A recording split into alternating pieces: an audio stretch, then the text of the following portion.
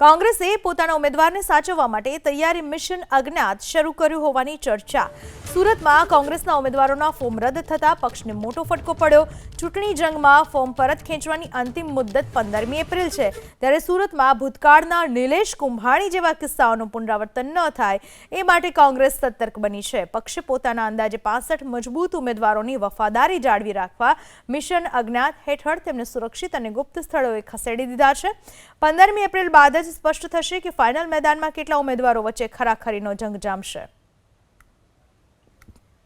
આ વિશે વધુ માહિતી આપવા આપણી સાથે જોડાઈ ચૂક્યા છે સુરતથી અમારા સંવાદદાતા, જે ભૂતકાળની ચૂંટણીઓમાં પણ બની ચૂક્યું છે। આ વખતની ચૂંટણીમાં એવું ના બને એટલા માટે આ મિશન અજ્ઞાત કોંગ્રેસે ફરી શરૂ કર્યું છે। કેટલા ઉમેદવારોને અજ્ઞાત સ્થળે ખસેડવામાં આવ્યા છે, શું છે અત્યારની કોંગ્રેસની હલચલ?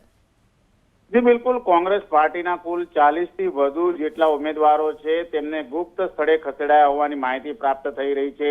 સુરત મહાનગરપાલિકાની ચૂંટણી છે ત્યારે 120 જેટલા ફોર્મ ભર્યા બાદ જે પ્રમાણે અત્યારે હાલ જે ઉમેદવારો છે એને તોડવાની જે રીતે અત્યારે કવાયત હાથ ધરવામાં આવી છે એ પ્રમાણેનો આરોપ કોંગ્રેસ દ્વારા લગાવવામાં આવ્યો છે। ભૂતકાળમાં પણ નિલેશ કુંભાણીને ફોડી લેવામાં આવ્યો હતો અને તેમને ફોર્મ છે એ રદ થયું હતું। એ જ પ્રમાણે કોંગ્રેસના ઉમેદવારોના ફોર્મ રદ થાય એ પ્રમાણેની હિલચાલ છે એ કોંગ્રેસને જાણવા મળી છે। ત્યારે 40 જેટલા મજબૂત જે ઉમેદવારો છે તેમને ગુપ્ત સ્થળે લઈ જવામાં આવ્યું છે। તેનું નામ રાખવામાં આવ્યું છે મિશન અજ્ઞાત, અને મિશન અજ્ઞાત અનુસાર જ અત્યારે હાલ ઉમેદવારો છે તેમને સેફ હાઉસ બનાવીને કિલ્લેબંધી કરવામાં આવી છે।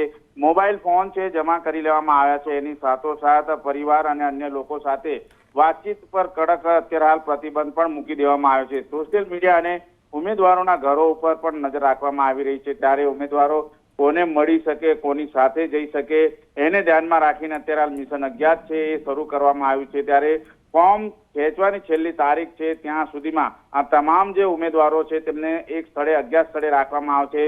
દરેક ઉમેદવારો સાથે ગુપ્ત શેડો કાર્યકરો પણ જે તૈનાત કરવામાં આવ્યા છે। જે રીતે કુંભાણી ફોબિયા વચ્ચે જીતની ખાતરી માટે કોંગ્રેસની મોટી કવાયત હાથ ધરવામાં આવી છે। ત્યારે આ મિશન અજ્ઞાત છે એ જ્યાં સુધી ફોર્મ ખેંચવાની છેલ્લી તારીખ આવી ન જાય ત્યાં સુધી શરૂ રાખવામાં આવશે અને કોઈ પણ ઉમેદવાર કોંગ્રેસનો નહીં ફૂટે તેની ખાસ કાળજી લેવામાં આવી રહી છે।